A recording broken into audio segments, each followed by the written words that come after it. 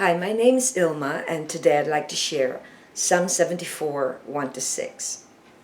O God, why have you rejected us forever?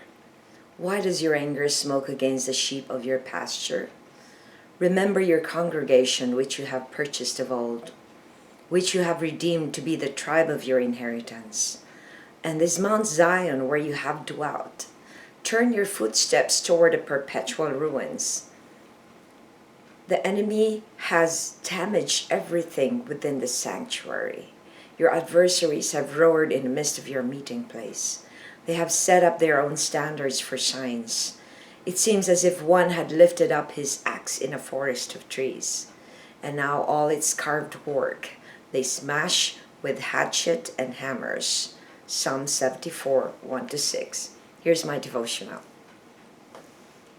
Lament over the temple ruins.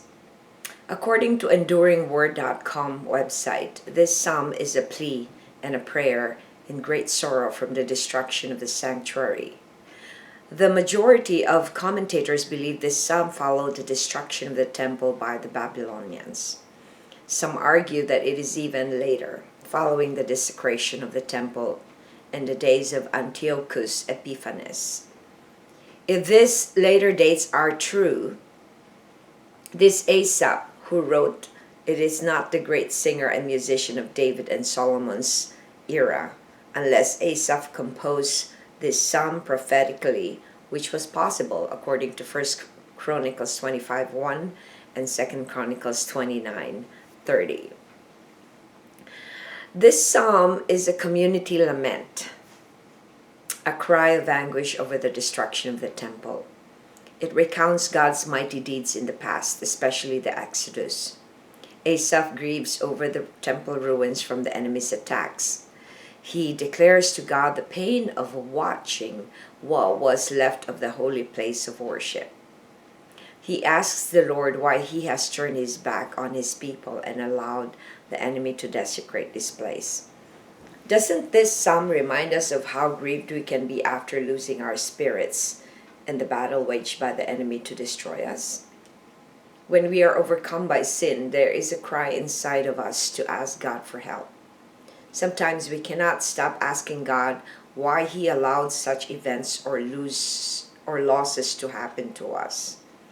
Even the most faithful servants of God can be grieving over the loss of purity and faithfulness they have lived, for that was destroyed by the evil one. Reflection. Why is it important to run to God when we are grieving over a loss? If we don't run to God, the tendency is to wallow in the emotion. And a lot of times we human beings do not have control over our emotions because we can go overbound and just follow our whims and follow our feelings and all that. So when we run to God, it becomes about God's power to do things for us. It becomes about how God can do something of the situation. When we run to God, it becomes about humbling our hearts to Him, acknowledging that there is somebody bigger than us, that we don't need to solve the problem. He can solve it for us.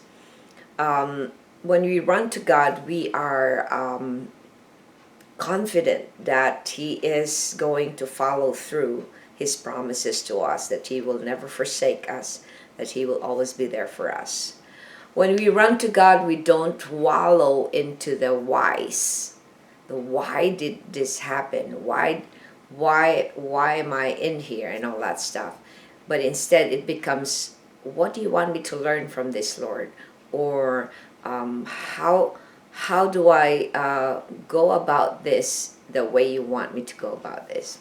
So lament is not bad, but it is good to sorrow over things and learn to run to God when you're in sorrow, so that you cannot be gobbled up or overcome by whatever it is that you lost or that you have been defeated with. Thanks for watching. I hope you check my website at ilma'S.com for more artworks and photographs. Have a blessed day, and I hope you subscribe to my channel on YouTube videos so I could make more videos for the Lord. God loves you, and so do I.